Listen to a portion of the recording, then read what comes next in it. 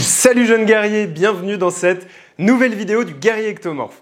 Cette semaine, ce que je te propose, ça va être de se faire un petit top 7 des meilleurs aliments en prise de masse. La particularité de cette petite liste que je vais te présenter, c'est que c'est que des aliments que tu vas pouvoir consommer directement. Il n'y a pas de cuisine, il n'y a pas de préparation, donc tu vas pouvoir les consommer en encas, en collation ou en dessert très facilement. Donc pour le petit rappel, quand on cherche à prendre du poids, on cherche à consommer plus de calories que les calories que notre corps ne consomme. Du coup, les calories sont assez précieuses et on a tout intérêt à s'orienter vers des aliments qui sont très caloriques et qui ne remplissent pas beaucoup. Donc ça ne veut pas dire des chips, ça ne veut pas dire de la merde, ça veut dire des trucs comme ceux que je vais te présenter tout de suite. Petite intro et on commence. Le guerrier ectomorphe.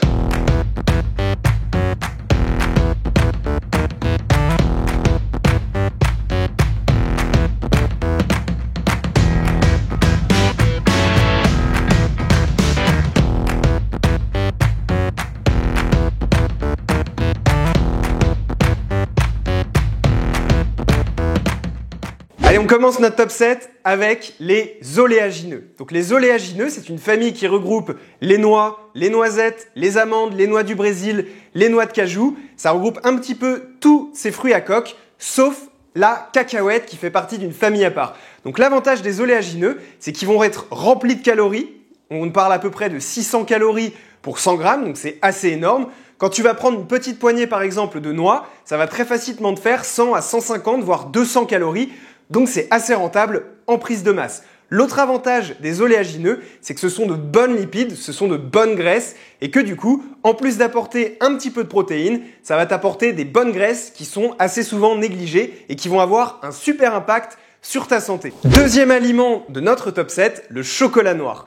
Personnellement, c'est quelque chose que je consomme beaucoup. Je prends très souvent une barre de chocolat noir en dessert ou en collation accompagnée d'une banane par exemple. La barre de chocolat noir, l'avantage, c'est qu'elle va faire environ 100 à 150 calories pour 3 carrés. Donc on parle de 550 calories pour 100 grammes de chocolat noir. Et pour la petite précision, c'est très important que tu prennes du chocolat noir, donc au moins 70% jusqu'à 85%, et pas du chocolat au lait ou du chocolat blanc ou n'importe quel autre chocolat industriel. Parce que le problème du chocolat industriel, c'est qu'il est rempli de sucre rapide, et que du coup, tu risques de prendre plus de gras qu'autre chose. En plus de ça, le chocolat noir, on pense pas forcément à ça quand on pense au chocolat noir, mais il est rempli d'énormément de bienfaits nutritifs, que ce soit au niveau antioxydant, que ce soit au niveau de la concentration, que ce soit au niveau de la pression artérielle. Il va dilater tes vaisseaux sanguins, ce qui fait que tu vas avoir une meilleure oxygénation dans ton sang et que du coup, au niveau de tes performances, que ce soit à l'entraînement ou même dans la vie de tous les jours, tu vas te sentir mieux. Donc voilà, après c'est à prendre avec des pincettes, ça c'est juste les bienfaits nutritifs, c'est pas en mangeant une barre de chocolat noir comme ça que d'un coup tout va aller mieux, mais le chocolat noir c'est un très bon allié en prise de masse. Le troisième aliment, qui est un aliment que personnellement je ne consomme pas, c'est le lait entier. Donc moi je consomme pas de lait entier parce que j'ai une intolérance au lactose. Pour information, il y a à peu près une personne sur deux en France qui est intolérante au lactose et quasiment personne ne le sait. Tout le monde consomme des produits laitiers, du fromage sans faire attention, alors que leur corps ne réagit pas forcément bien.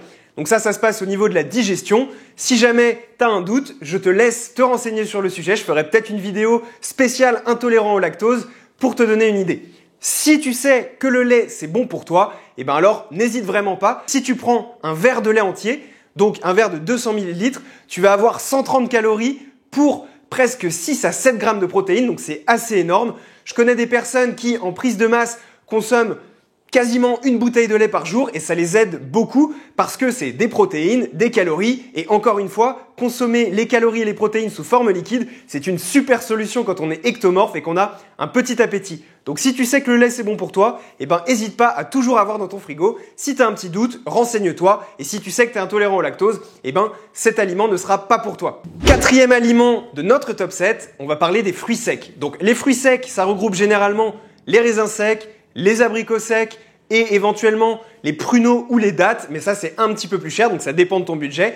Au niveau des calories, on va se situer entre 200 et 300 calories pour 100 grammes de fruits secs. Donc pour te donner un ordre d'idée, 4 abricots secs, ça va faire environ 30 grammes et du coup, ça va nous faire environ une centaine de calories. Donc si tu prends en collation par exemple une barre de chocolat avec une petite poignée de noix et avec 4 abricots secs, tu vas monter très facilement à 350 calories, de bonnes calories. 5e aliment de notre top 7, on va parler de la cacahuète. Donc je te disais au début que la cacahuète, c'était pas un oléagineux, c'est en fait une légumineuse. Contre toute attente, les oléagineux, ça pousse généralement dans des arbres, ça pousse tout le temps dans des arbres même, alors que la cacahuète, c'est une légumineuse qui va pousser plutôt dans la terre ou sous forme de racines. La cacahuète, c'est quelque chose de super efficace en prise de masse, puisqu'on parle encore une fois de 600 calories pour 100 grammes de cacahuètes, et en plus de ça, elle va contenir 30 grammes de protéines pour 100 grammes. Donc c'est énorme, c'est un puissant allié. Après, ça peut être assez lassant, on va dire, de consommer des cacahuètes comme ça, surtout qu'il faut éviter de consommer des cacahuètes qui sont salées, puisque sinon tu vas avoir beaucoup trop de sel.